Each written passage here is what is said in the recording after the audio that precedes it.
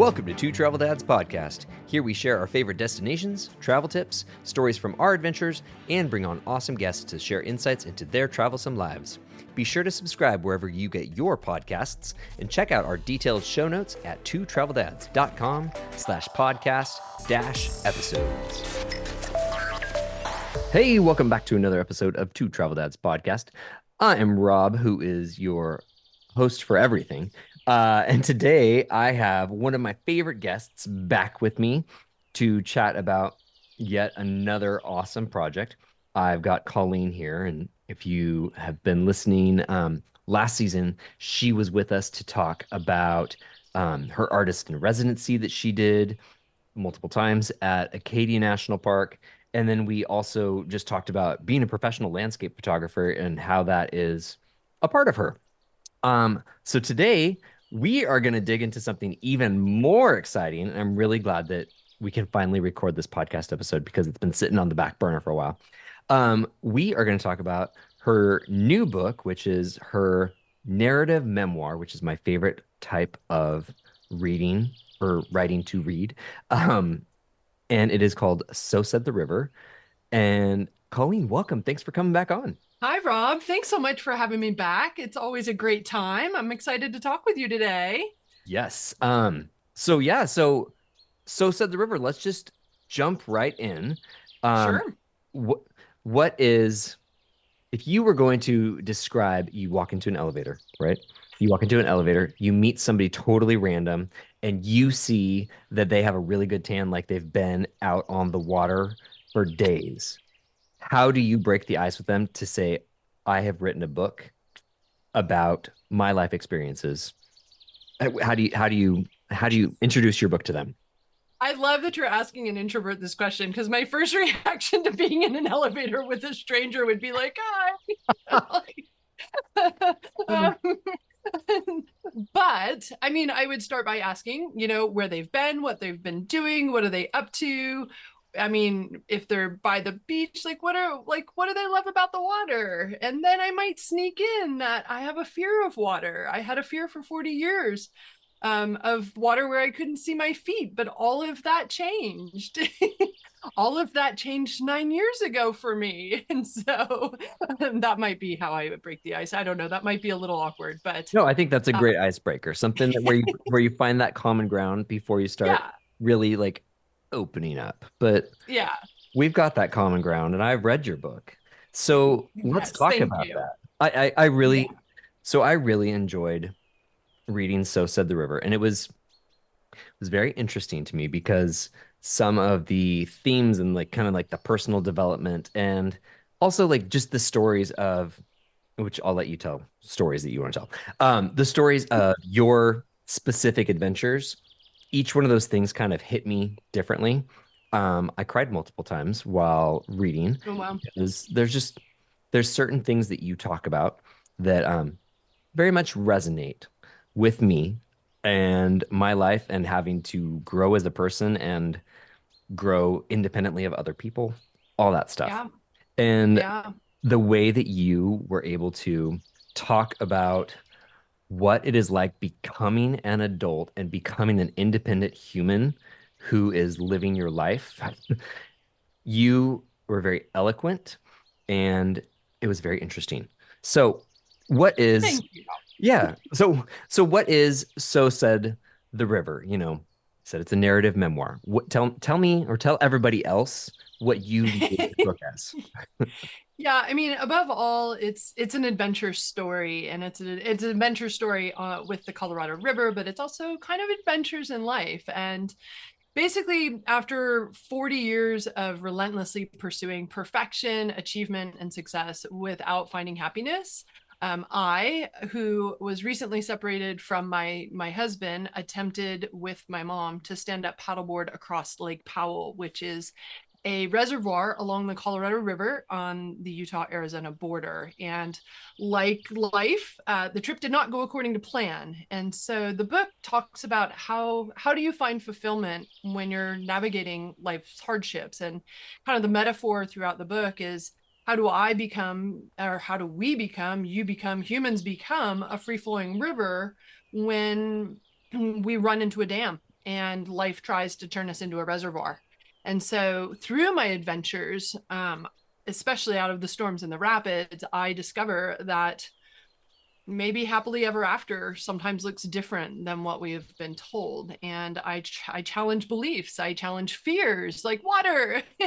I try to find my way to living an authentic life where my voice matters the most to me. And so I am hoping that it inspires others to find kind of their own definition of that authenticity for themselves, of success, what success looks like for them. And really, I just want to inspire confidence to people who may choose or have already chosen kind of non-traditional ways to live our life. And so, there's a lot of right answers out there. um, we all can have a different one, and they can all be right answers, and that's what I hope to encourage. Yeah, and it's funny. So I know how my brain works, and I don't get super deep and introspective trying to find meaning in lots of things. I just kind of take things at surface value and see what speaks to me. It was really fascinating at, going through and reading and hearing your voice because, I can hear you speak as I'm reading, which is fascinating. That's For all the great. books that I've read, there's not a lot of books where like I can actually hear the author and understand their tone. But with you, I got it.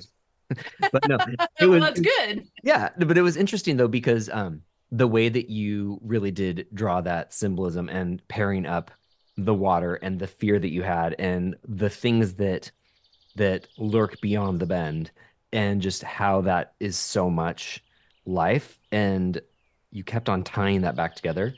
It was really poignant. Why, And thank you. yeah, no, it was really interesting, especially I think that the part that is it okay that I talk about specific parts? Absolutely, you go for it. Okay. Yes, of So course. so I one of the love because I love to hear what you think of it. So well, absolutely. so when you guys, when you hauled out there, so part of the story as it goes is, you and your mom paddling on Lake Powell, which by the way, so last month when I was at Lake Powell and the Glen Canyon Dam and all that stuff, it felt weird that I had just read your book and then I was there and you weren't there, which is why I was texting you while I was there because I was like, Yes, I know. I so wish I could have been I with felt you. like I was missing out on not just the experience, but I felt like I needed somebody to share that with. And I was there with a bunch of people I didn't know.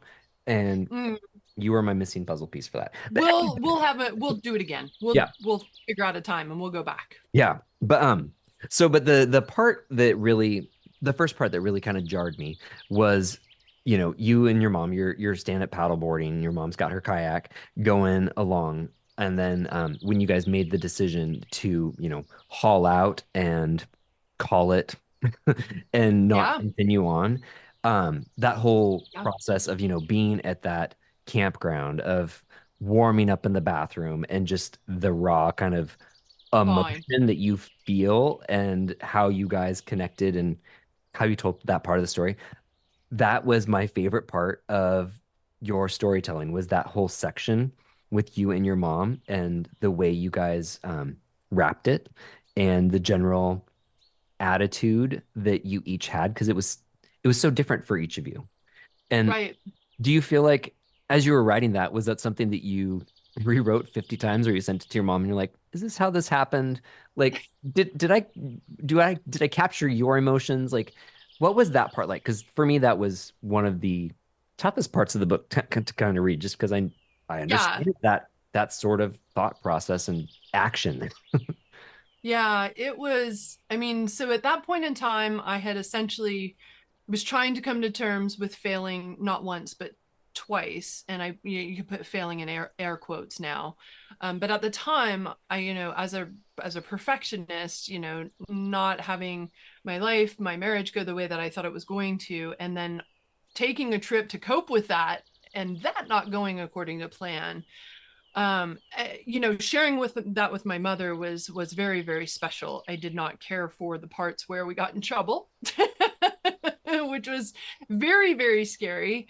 But the aftermath was maybe the most critical part of this. Like, so it's where the unraveling happened. And I think when we were in camp, I don't know, like that last camp after we had gotten rescued, at when we were at Hall's Crossing, I don't know that like I fully comprehended the magnitude of the impact of not finishing. At the time, I was perceiving it very differently. I was glad that my mother was alive. I was glad that we were both alive.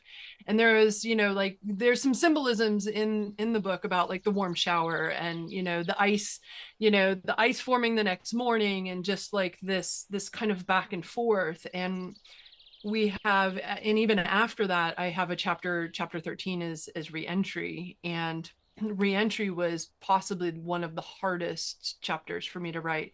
I think the one where we were in camp, it was a little bit calmer, so um I didn't have as much trouble with that. But 13 is when I came face to face with myself for the first time and really started to have truthful conversations. I was when I was trying to cheer my mom up and make sure that she was okay first and foremost, when we were in camp. But it really wasn't until we made it home that I feel like my full blown emotional unraveling happened. Yeah. And I was not, and honestly, my mom, my mom's one of, she's my most special person in the whole world, right? And besides my dad and my brother. And I didn't want her to feel disappointed that the trip had ended earlier than we had planned. I wanted her to feel like she was the badass that she was, right? And so I kind of had to go home before I could have my full emotional meltdown Yeah. and really start what I consider as my own healing at that point.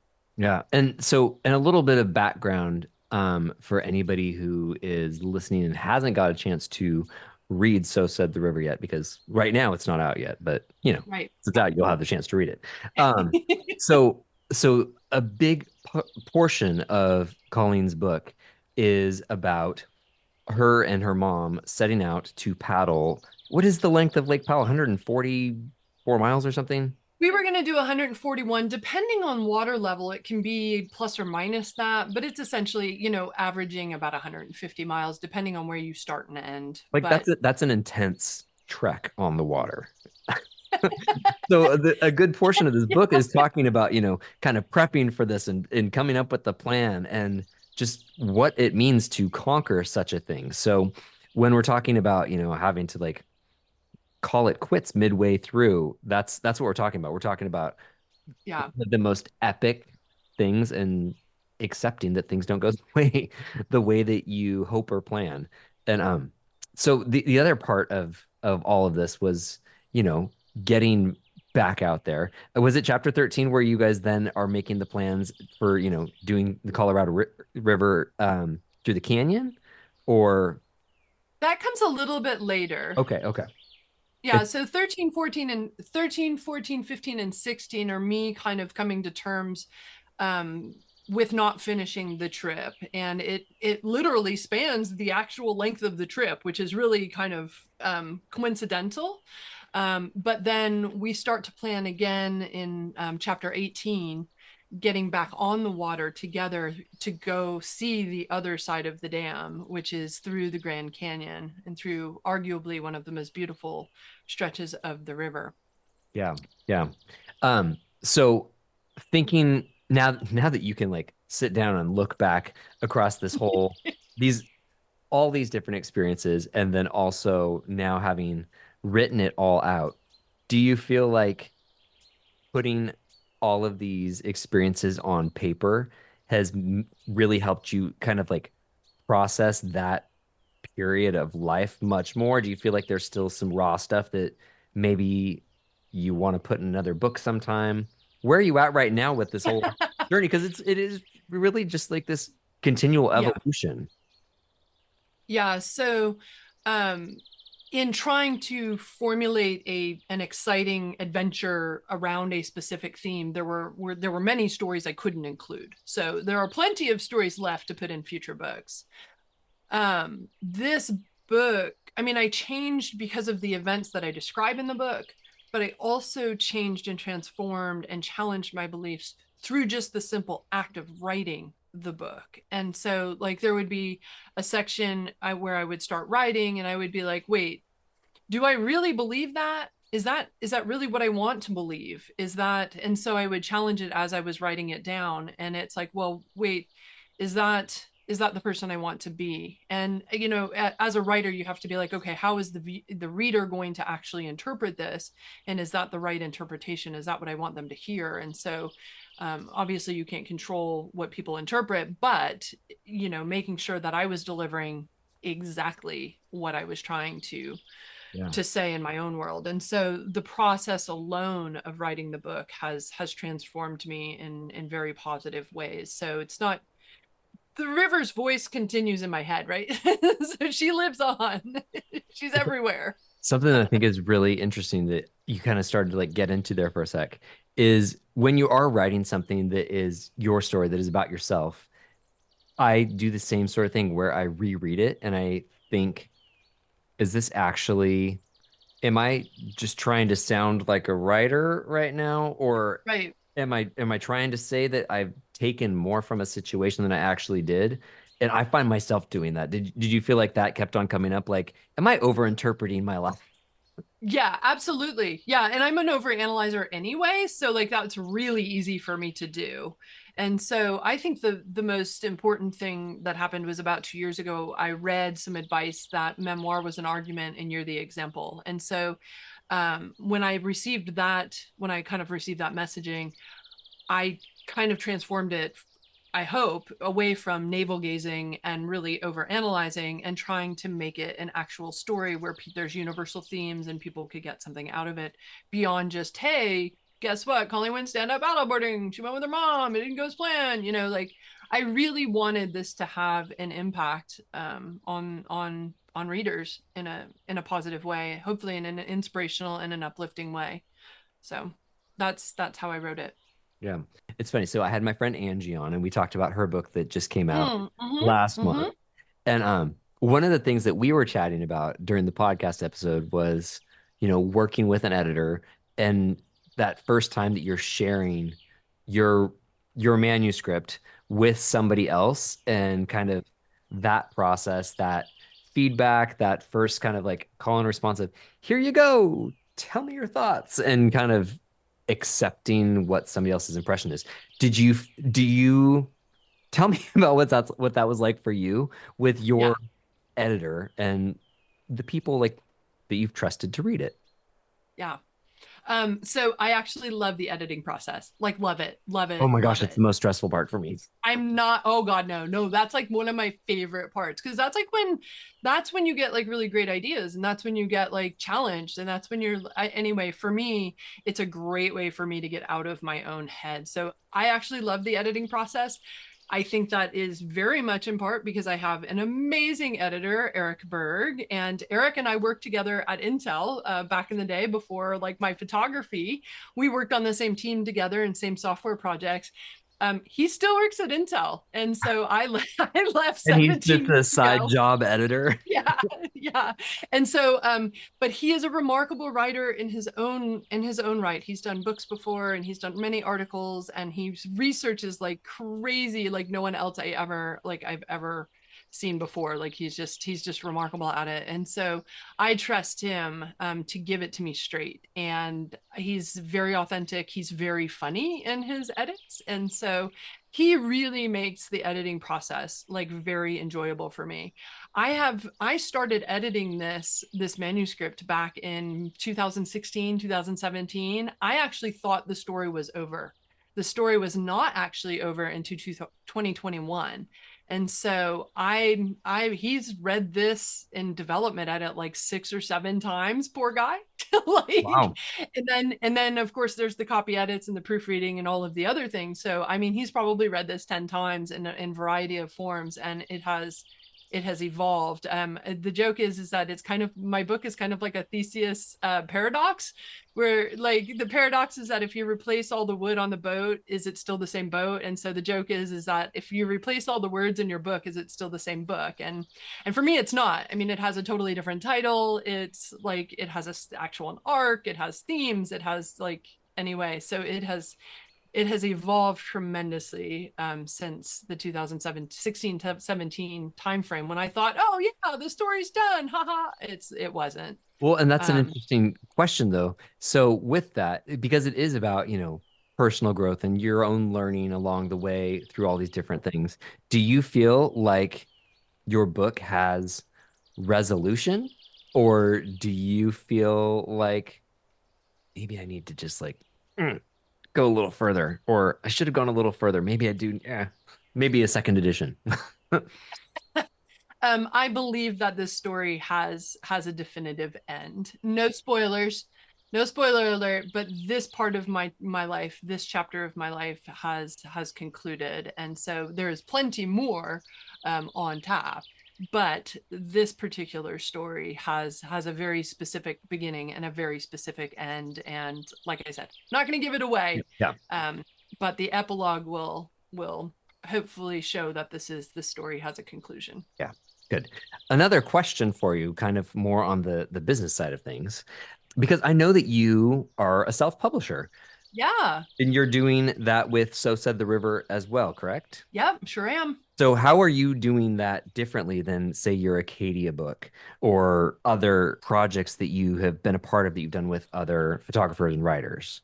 What's different about this type of book in put Yeah. to publication? Yeah, so I mean, from like a process or procedural perspective, from a publisher perspective, it's really the same. I mean, we This is go the part through I always think develop. is really fascinating. Yeah, no, I know. I love this part. I actually love everything about the book publishing process. So like it's really fun to talk about and geek out over. So thank you. From like a structural process, it's kind of the same. So like, you write the book, you get it edited, and then you send it to a printer, and then it gets printed, and you proof it and you print it. And so like that part's pretty straightforward.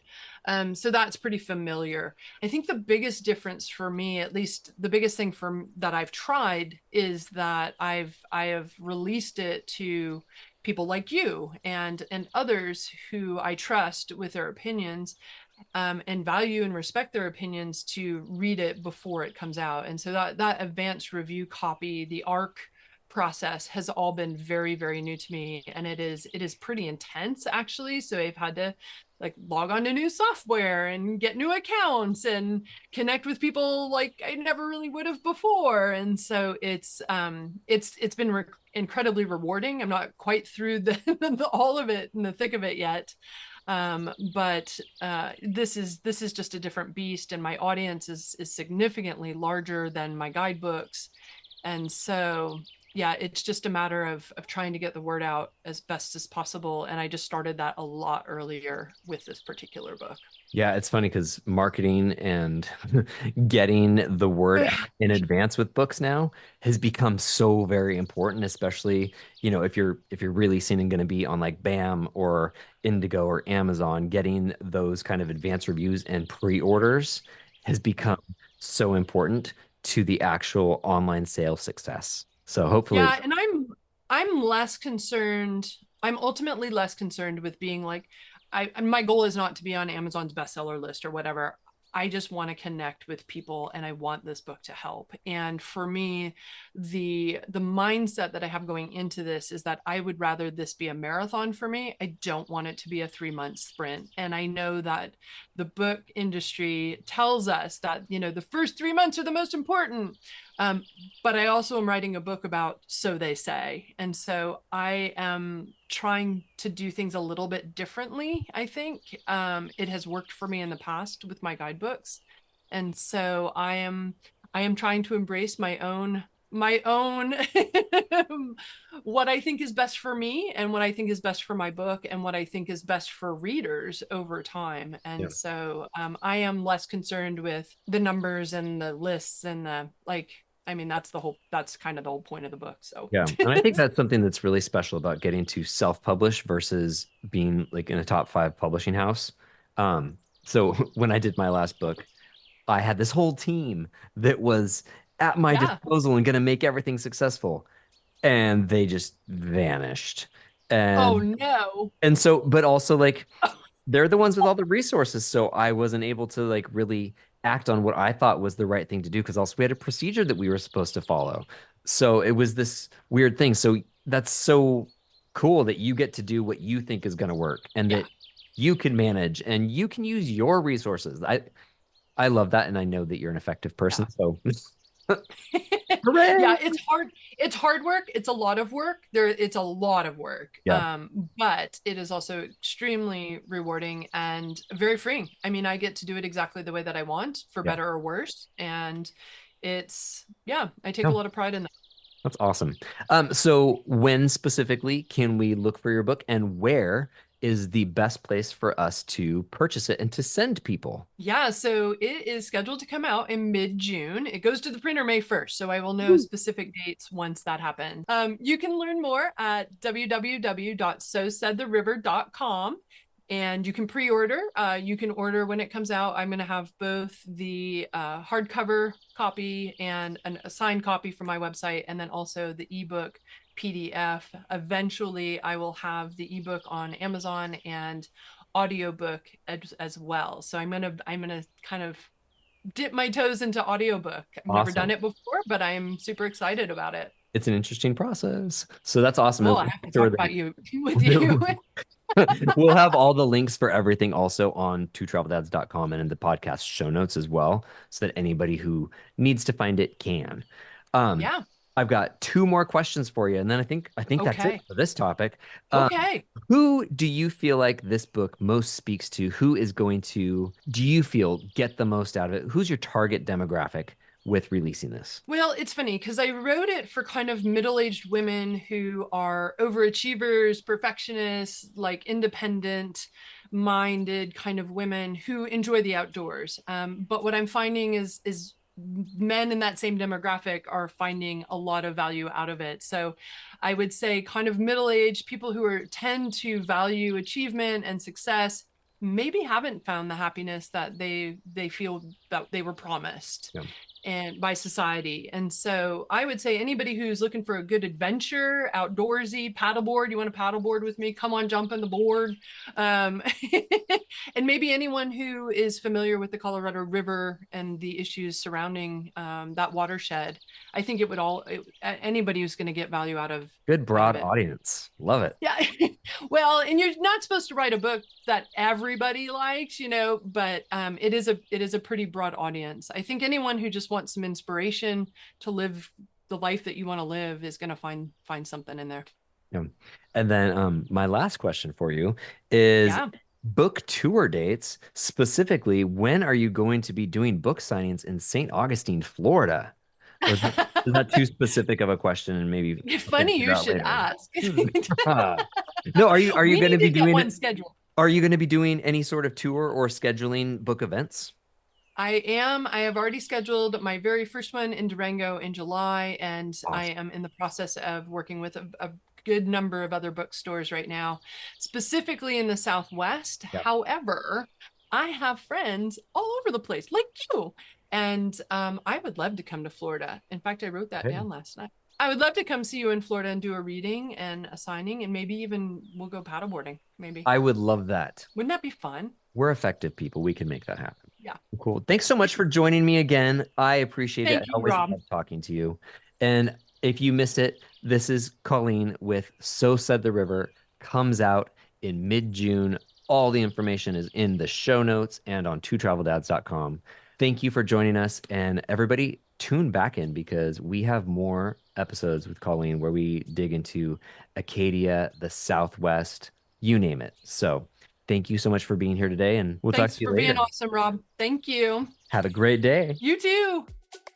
Two Travel Dads podcast is created by Rob and Chris Taylor in St. Augustine, Florida. We'd love to answer your questions here on the podcast, providing both our experience and stories to share our own insights into whatever you're wondering about. Visit twotraveldads.com/podcast-episodes to leave your questions and to check out past episodes and show notes. Don't forget to hit that subscribe button and have an awesome day.